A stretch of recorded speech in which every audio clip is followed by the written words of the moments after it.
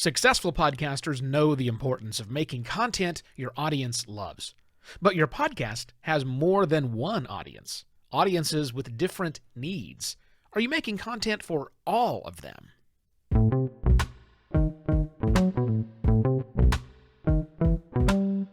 Hello and welcome to another Podcast Pontifications with me, Evo Terra.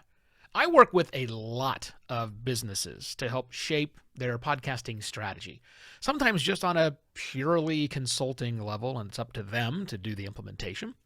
But some continue to become clients of mine, either production clients or put me on retainer to keep the ideas flowing.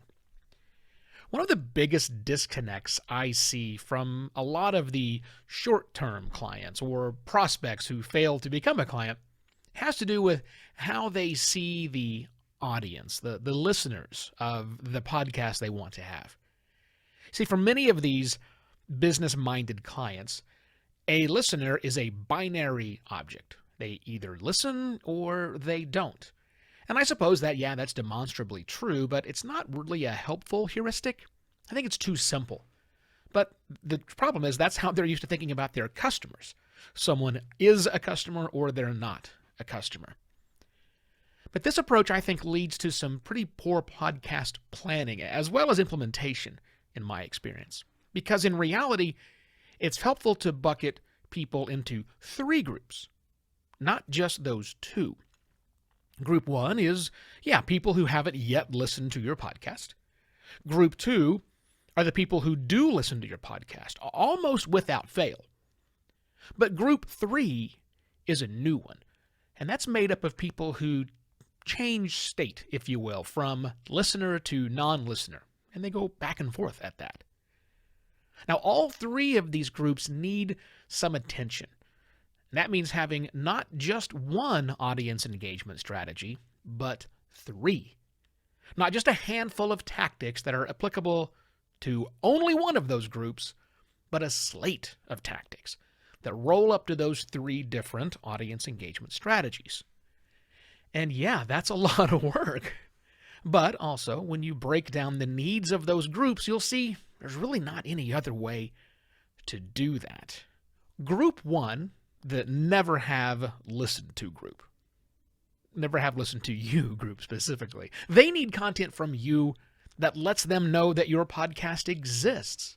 This is not your podcast episodes. Remember, these people have never listened to your show. They need content from you that makes it quite easy to sample the kind of content that you make, and also easy for them to say, yes, please, I would like to have some more. For this group, you have to create content, again, not your podcast episodes, and support the content with a marketing budget that it deserves, so that these never have listened to your podcast are not only exposed to your content, but can give them actually a taste of what you have to offer. Let's go to group two, the dedicated listeners. These people still need content from you that makes them never, ever, ever want to leave. They need content from you that makes them want to tell all of their friends about your podcast.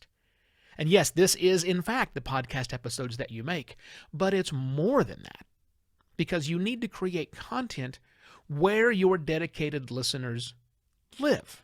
It may not be just at your podcast. You have to create that content and support that content with community building and an engagement budget that it deserves, keeping those people well fed and reinforcing the fact that you do in fact have the goods and will always have the goods that they desire.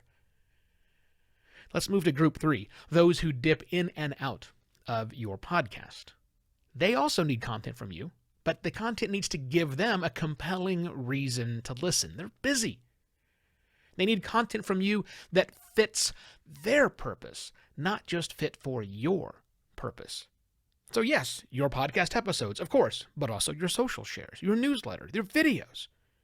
You've got to create that content, and then you have to support that content creation with some decisions and some research and measurement tools to let you know that your efforts to make all that content are actually worth it for them.